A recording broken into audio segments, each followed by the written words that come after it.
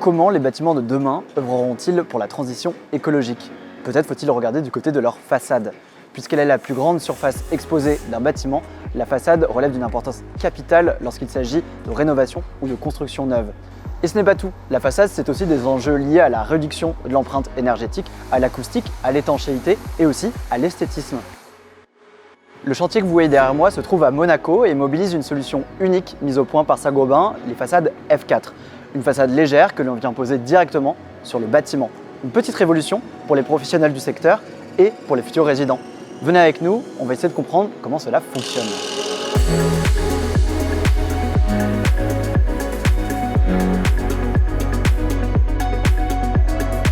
Donatien Tomzik, vous êtes responsable bureau d'études chez Saint-Gobain. Donc on se trouve à l'intérieur d'un chantier d'une future résidence pour seniors. Et la spécificité de ce chantier, c'est sa façade. Alors parlez-nous de cette façade F4, pourquoi est-elle unique? La façade F4, c'est un système de façade légère, sous avis technique, ça a son importance, composé de deux lots. Il y a un lot qui va permettre de traiter l'étanchéité à l'eau du projet et un lot qui va permettre de traiter l'étanchéité à l'air du projet. Un des avantages de cette façade F4, c'est qu'on n'impose pas un type de finition. Donc l'architecte est libre de choisir la finition, le type de bardage qu'il souhaite. Est-ce que vous pouvez nous expliquer de quoi est composée cette façade F4? On va avoir une ossature métallique en acier. On va avoir des isolants, donc un isovert isofaçade 32 côté extérieur et un GR32 côté intérieur. Une des spécificités de la façade F4, c'est aussi qu'on peut porter les menuiseries. Donc ça c'est pareil d'un point de vue technique et architectural, c'est aussi une liberté qu'on donne en plus à l'architecte. Vous avez commencé à le dire, cette façade elle est légère, elle est aussi économique, elle a un faible impact environnemental. Donc on le voit, les avantages sont très nombreux. Est-ce que vous pouvez nous en parler? Alors sur le faible impact environnemental, l'intérêt de cette façade c'est qu'on est en filière sèche, c'est-à-dire qu'on évite les quantités de béton à couler. On va gagner aussi en temps de séchage sur chantier, ce qui permet une pose rapide de la façade. On a une très bonne isolation thermique, mais ce n'est pas tout, c'est-à-dire que grâce à notre membrane aussi d'étanchéité à l'air, on a un confort intérieur qui est supérieur à une façade dite traditionnelle, voile béton avec ITE. C'est-à-dire qu'on a cette membrane hygrorégulante qui permet en fait d'avoir un air plus sain en fait, dans le logement.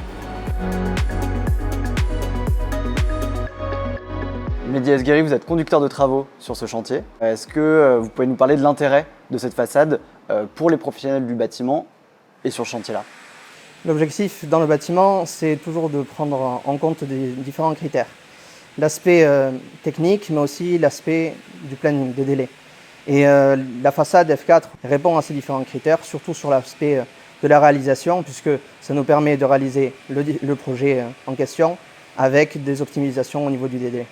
Et pour les résidents, je sais que ça représente un gain de place, mais aussi de confort.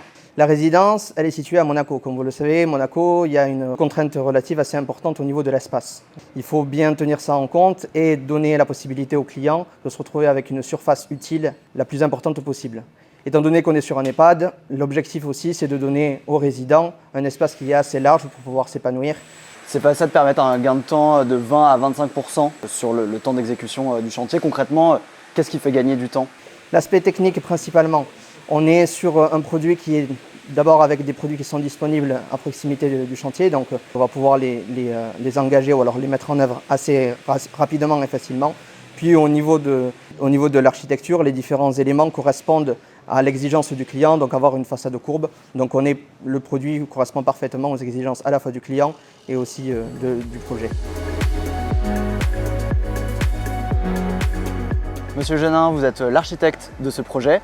Expliquez-nous comment est-ce que, en tant qu'architecte justement, vous avez eu besoin, pourquoi est-ce que vous avez eu besoin de ce genre de façade? Oui, écoutez, c'est de façon un peu simple, puisqu'on a cherché d'abord des solutions adaptées au projet de rénovation. C'est une restructuration lourde. C'est un bâtiment existant qui avait un peu plus de 35 ans et on devait totalement détruire la façade arrière pour donner de la profondeur au bâtiment. Et la façade F4, en fait, a été la seule solution technique que nous avions trouvée pour ne pas alourdir les fondations.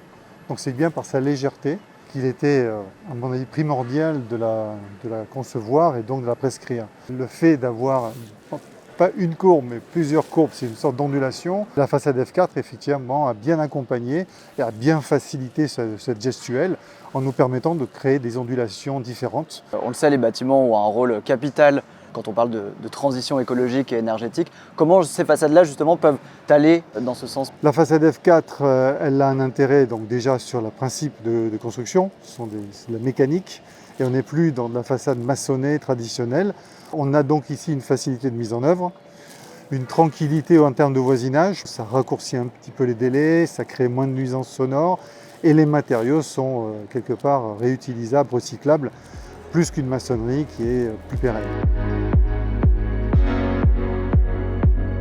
On l'a vu, les façades F4 sont une avancée considérable pour les bâtiments de demain.